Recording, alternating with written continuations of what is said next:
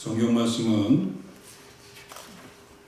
누가복음 23장 13절부터 25절까지 보도록 하겠습니다.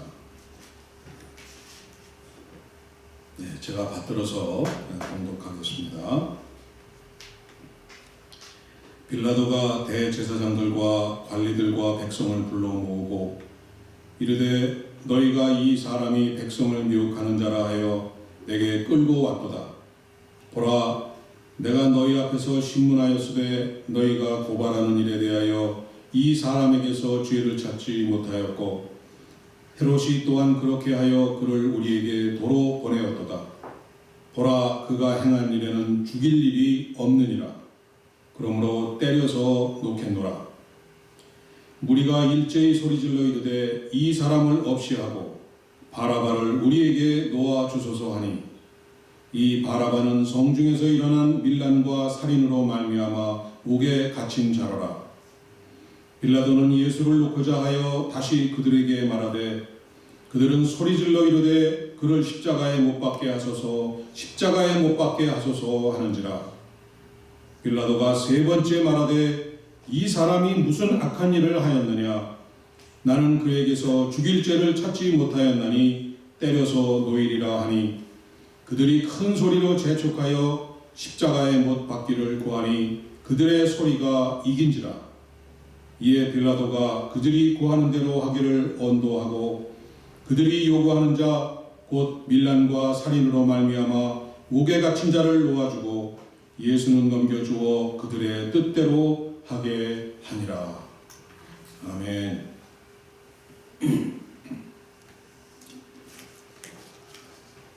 여러분 한 주간 잘 지내셨습니까?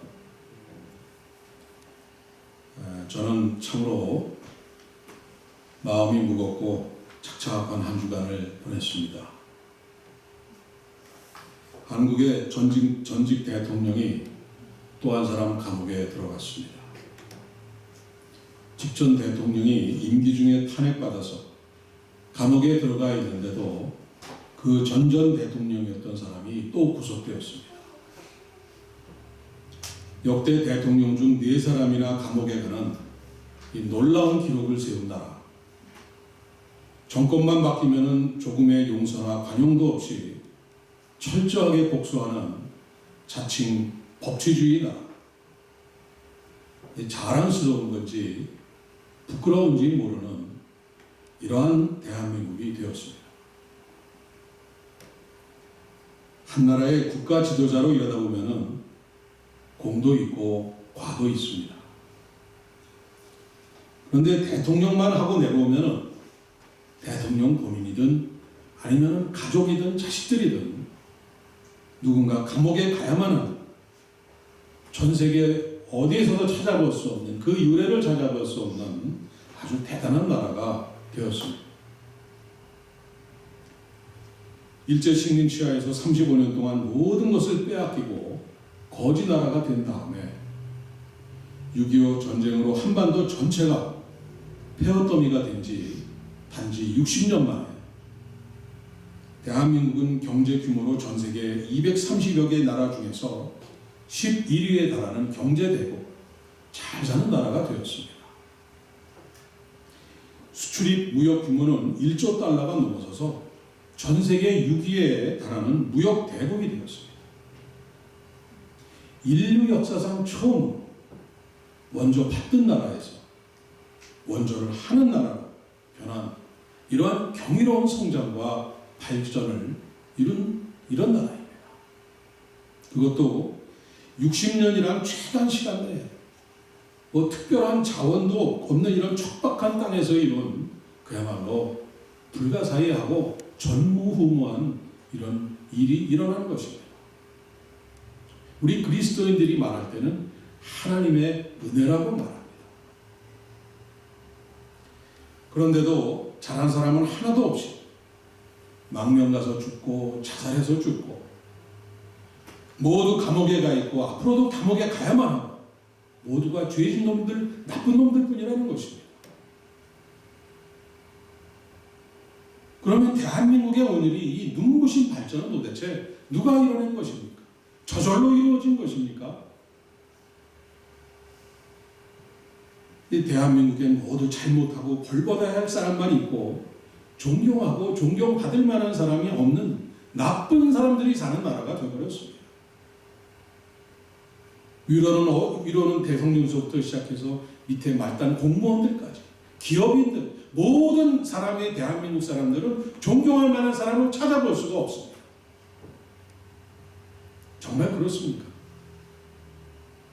아이들이 보고 배우면서 따라야 될 본이 될 만한 사람, 존경할 분이 그렇게 하나도 없습니까? 나라를 위해서 자기 목숨을 이렇게 헌신하고 바쳤던 사람이 정말 없습니까? 이 대한민국 전체가 나쁜 사람들이 죄만 짓고 살아가는 이런 꿈과 희망이 없는 나라가 되었습니다.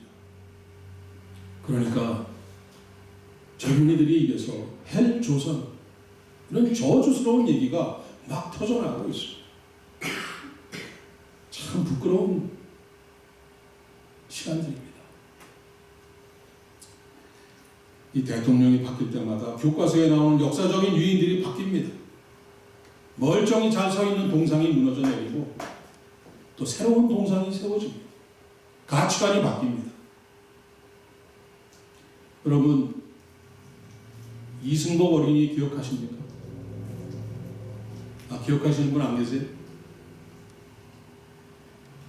1968년 제가 초등학교 6학년 때였습니다. 북한에서 120명에 달하는 무장 공비들이 동해안을 통해서 강원도 울진과 삼척으로 침투합니다. 2달 동안 40여 명이 넘는 주민들을 학살하고 도망하던 중에 이들이 이번에 동계올림픽이 열렸던 이 강원도 평창에 초등학교 2학년생인 이승복 어린이 집에 숨어 들어갑니다. 그곳에서 공산당을 자랑하던 공비들에게 이 9살밖에 안 된 이승복 어린이가 나는 공산당이 싫어요 이렇게 외치다가 입이 찢어져서 죽었습니다. 그리고 그 가족들은 몰살을 당했습니다. 이 사건이 종료된 후에 무장공비의 총구 앞에서도 굴하지 않았던 이 이승복 어린이의 그 용감한 정신을 기리면서 초등학교 국어 교과서에 이 이야기가 실렸고 강원도 여러 초등학교와 관광지에 이승복 어린이의 동상이 여기저기 세워졌습니다. 저도 설악산을 갈 때마다 그 동상 앞에 가서 묵념한 것이 수차례나 됩니다. 그런데 지난주에 신문에 보니까 이승복 어린이의 동상이 다 철거되고 쓰러져서 한 곳에 쓰레기 더미 같이 이렇게 버려져 있는 사진이 나왔습니다. 저는 참담한 심정을 금할 길이 없었습니다. 그 자리에서 절로 기도가 나왔습니다. 하나님, 내 조국 대한민국은 지금 어디로 가고 있는 것입니까? 하나님, 지금 이 나라의 지도자는 이 나라를 도대체 어디로 끌고 가려고 지금 하고 있는 것입니까? 하나님 왜 가만히 계십니까?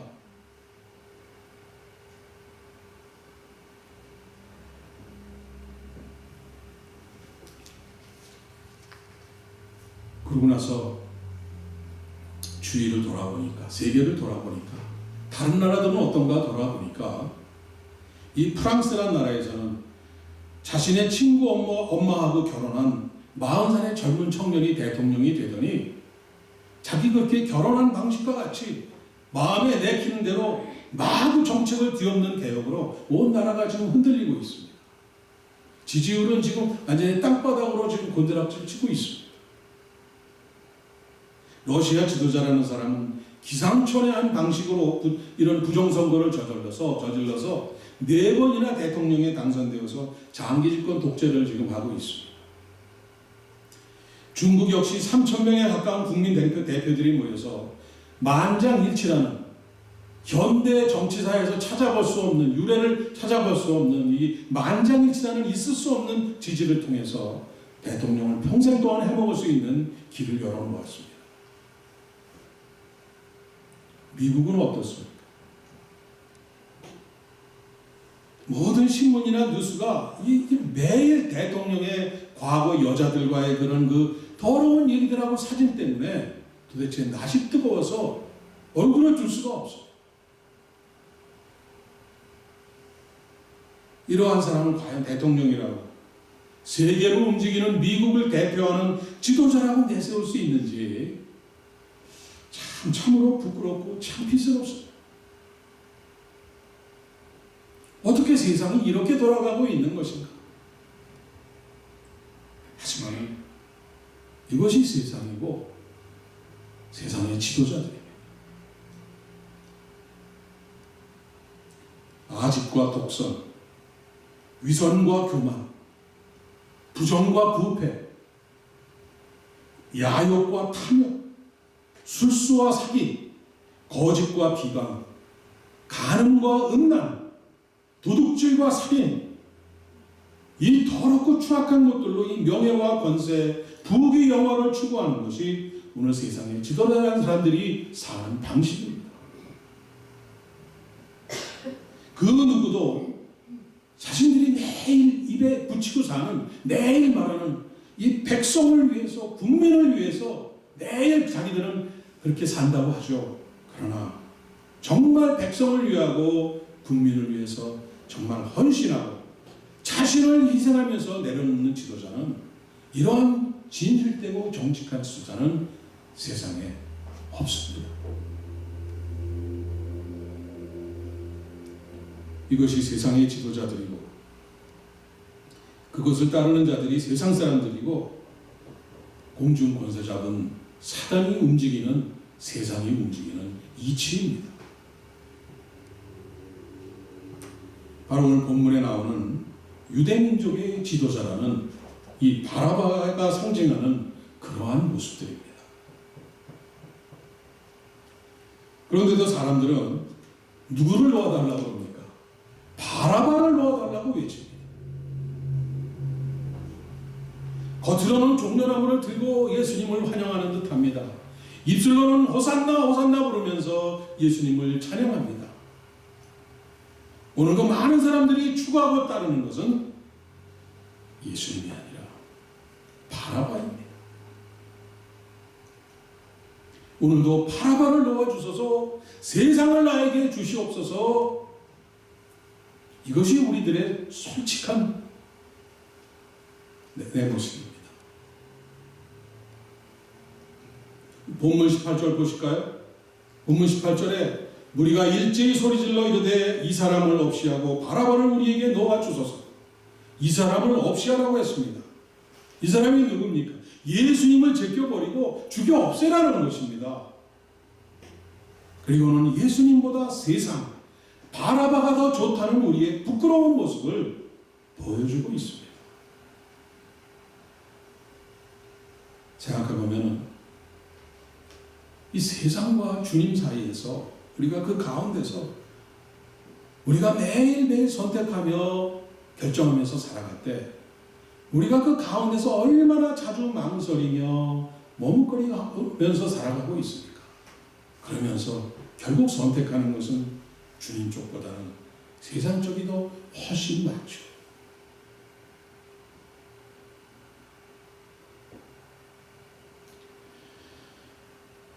세상과 적당히 타협하면서 지내는 것을 우리들은 우리 자신이 너무나 잘 알고 있습니다.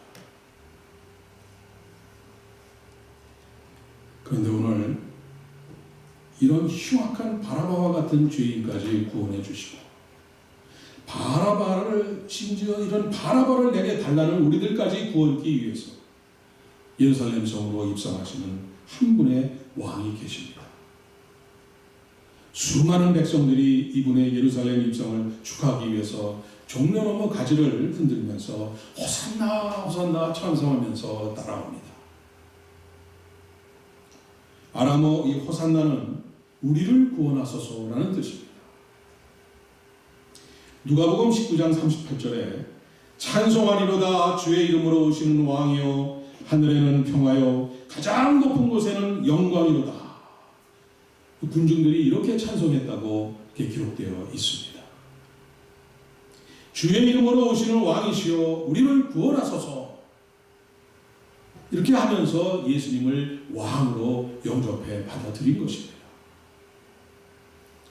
오늘은 왕 중에 왕이신 예수님께서 예루살렘으로 입성하시는 종려주일입니다. 백성들이 종려나무 가지를 흔든 것은 종려나무가 이 승리를 상징하는 그러한 나무였고 또 예수 그리스도를 승리의 왕으로 보았기 때문입니다. 그러나 예수님은 빌려온 작은 나귀 새끼를 타고 겸손하게 입성하셨습니다. 이사야 선지자는 예수님을 이렇게 묘사했습니다. 이사야 53장 2절입니다. 연한 순 같고 마른 땅에서 나온 뿌리 같아서 고운 모양도 없고 풍채도 없은지 우리가 보기에 흠모할 만한 아름다운 것이 없도다. 아름다운 것이 하나도 없다는 것입니다. 볼품이 없다고 합니다. 예수님은 하늘 보좌를 버리시고 우리를 구원하러 이 세상에 오신 왕이십니다. 그런데도 예수님은 세상에서 가장 낮고 천한 말구유로 오셨습니다.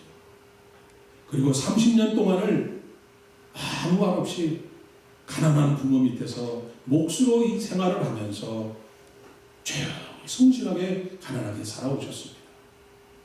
그리고 나서는 헤어진 옷자락 하나 의지해서 이스라엘 온 전 지역을 다니면서 불쌍한 당신의 백성들을 구원하시기 위해서 3년 동안 모든 고생을 감당하신 분입니다. 여우도 굴이 있고 집이 있지만 예수님은 머리 들 곳도 없으신 그런 분이셨습니다. 뱃머리에 기대서 쪽잠을 잘 정도로 쉴 틈도 없이 사역을 감당하셨습니다.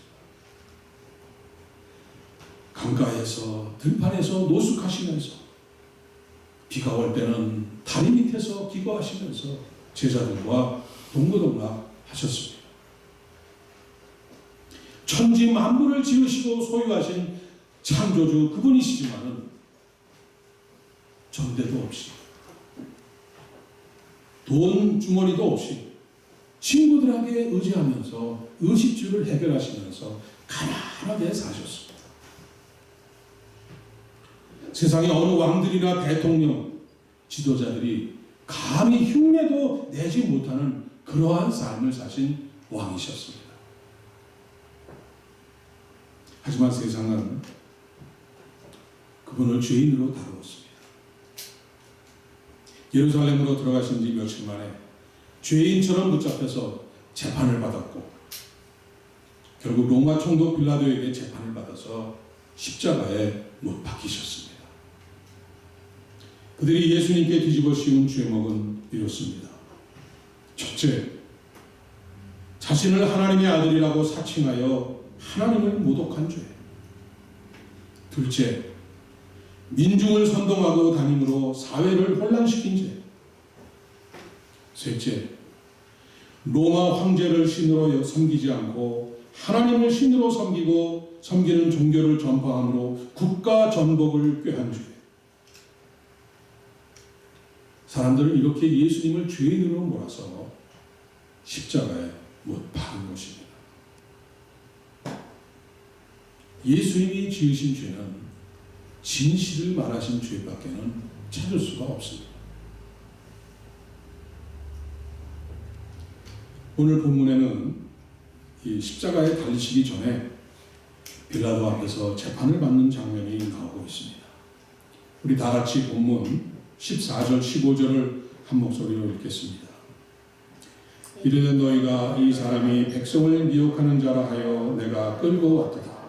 보라, 내가 너희 앞에서 신문하였으되 너희가 고발하는 일에 대하여 이 사람에게서 죄를 찾지 못하였고 헤롯이 또한 그렇게 하여 그를 우리에게 도로 보내었도다. 보라, 그가 행한 일에는 죽일 일이 없느니라. 빌라도도 헤롯도 예수님에게서 도무지 조금의 죄도 찾지 못했다고 같은 말을 이렇게 반복하고 있습니다. 그리고 빌라도는 3번씩이나 예수님께 죄가 없다고 유대 백성, 모여있는 유대 백성들 군중들에게 오히려 설득하기까지 이렇게 하려고까지 했던 장면이 나오고 있습니다. 그리고 등장하는 한 사람이 또 있습니다. 한 사람의 죄수, 사형수가 등장합니다. 바라바입니다. 오늘 우리는 바라바의 눈을 통해서 우리가 바라바가 되어서 바라바를 놓아주소서 하고 외치는 세상 사람들이 되어서 한번 예수님을 바라바 입장에서 다시 한번 우리가 한번 묵상해 보도록 하겠습니다. 바라바는 폭동과 살인사건의 주범이었습니다. 그래서 바라바는 사형 언도를 받고 감옥에 갇혀 있었습니다. 바라바는 십자가 형벌이 얼마나 무서운 것인가를 잘 알고 있었습니다. 손과 발이 못에 박힌 채로 하루나 이틀, 길게는 일주일까지 십자가에 매달려서 온 몸에 물과 피가 다 빠져나가는 극심한 고통 끝에 죽게 되는 아주 무서운 형벌이었습니다. 바라바는 감옥에 갇혀 있으면서 자꾸만 자기 손과 이 발을 내다보았습니다. 이 손에 그 커다란 못이 박힌다면 얼마나 아플까? 이 두꺼운 발을 뚫고 목이 박힌단 말이야. 이 못이 내 발을 뚫고 못이 박힌다면 얼마나 아플까? 말할 수 없는 두려움에 매일매일 떨면서 공포에 질려면서 살고 있었습니다.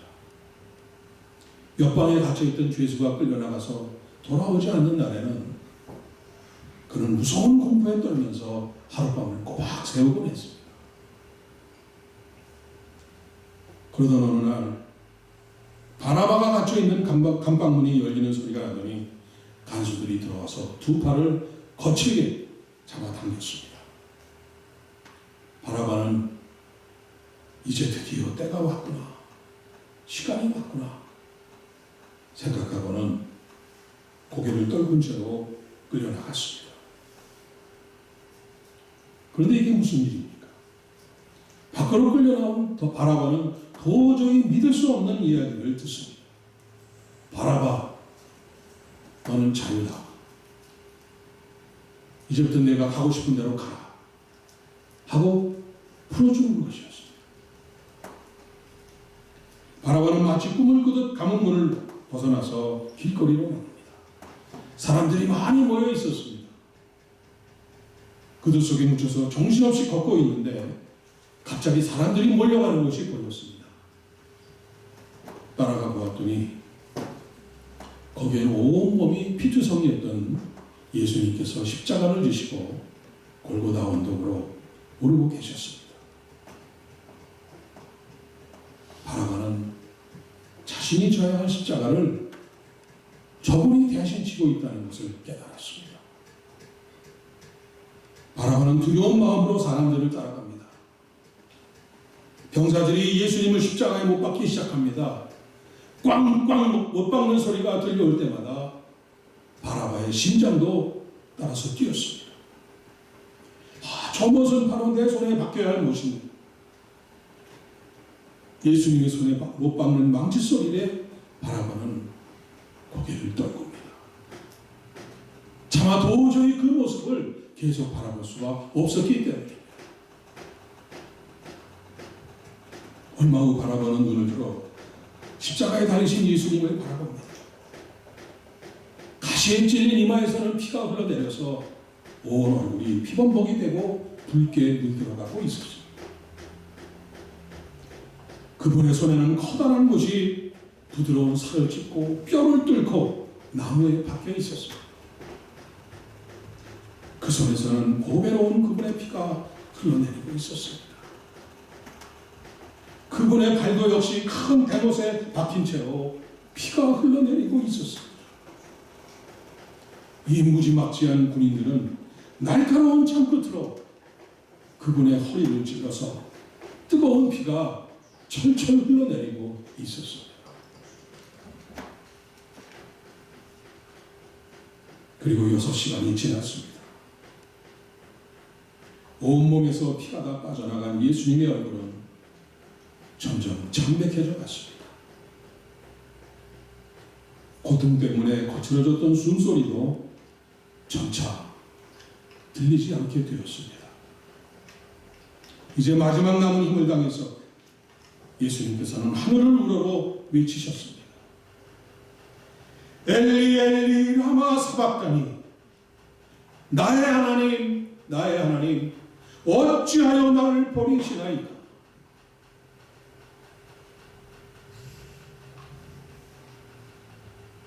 바라바는 털썩 땅에 엎드려 얼굴을 묻었습니다. 그리고 외칩니다. 저분은 나를 위해서 죽으셨습니다. 내가 당해야 할 고통을 대신 당하셨고 내가 죽어야 할 죽음을 대신 죽으셨습니다. 하나님, 제가 용서받을 수 있습니까?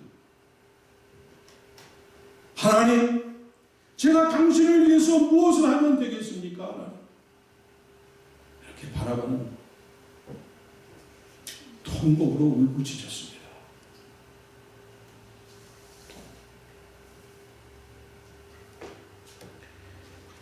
여러분, 이것이 오늘 우리의 고백입니다. 우리는 바라바와 같은 사람들입니다. 바라바를 내어달라고 외치던 우리입니다. 세상을 나에게 좀 주십시오 하고 간구하던 우리입니다. 하나님을 거역한 죄인이요, 이제 우리를 기다리는 것은 영원한 죽음과 멸망밖에 없던 사람들이었습니다. 그런데 예수님께서 나 대신 죄인의 길을 가졌습니다. 나 대신 십자가를 지셨고 나 대신 고통을 당하셨고 나 대신 죽으심으로 내 죄를 대속해 주셨습니다. 나를 죄 가운데서 구원해 주시고 영생을 허락해 주신 것입니다. 사랑하는 여러분, 이 시간 우리 모두가 이것을 고백하십시다. 우리 다 같이 오른손을 내 가슴에 얹고 이사야 53장 5절 6절을 우리 다 같이 한 목소리로 읽도록 하겠습니다. 이사야 53장 5절 6절입니다. 그가 찔림은 우리의 허물 때문이요 그가 상함은 우리의 죄악 때문이라. 그가 징계를 받음으로 우리는 평화를 누리고 그가 채찍에 맞음으로 우리는 나음을 받았도다. 우리는 다 양 같아서 그릇 행하여 각기 제 길로 갔거늘 여호와께서는 우리 모두의 죄악을 그에게 담당시키셨도다. 그분은 내가 져야 할 십자가를 대신 지셨습니다. 내 손에 박혀야 할 못이 대신 그분 손에 박혔습니다. 내가 당해야 할 그 고통을 그분께서 대신 당하셨습니다. 내가 가야 할 죽음의 길을 그분이 대신 가셨습니다. 이 고백이 여러분의 고백이 되기를 바랍니다. 누구든지 이 고백을 하는 사람에게는 하나님께서 오늘 이 순간까지 지으신 모든 죄를 깨끗이 용서해 줄 것을 믿습니다. 오늘 주님께서 베푸시는 성찬을 통해서 다시 한번 나를 위해 십자가에 달리신 주님의 사랑을 기억하면서 새롭게 믿음의 길을 걸어가시는 여러분이 되시기를 주님의 이름으로 간절히 축원드립니다. 기도하겠습니다. 아버지 하나님, 부족한 우리를 끝까지 사랑하사 아들을 대신 내어주심을 감사드립니다. 용서하시고 받아주셔서 참으로 감사드립니다. 이 못난 것이 무엇이라고 이렇게 사랑하여 주셔서 끝까지 품어주시니 감사드립니다. 이제 나에게 주어진 십자가를 주고 주님만을 바라보며 주님을 따르는 우리 모두가 되게 하여 주시옵소서. 예수님의 이름으로 기도드립니다.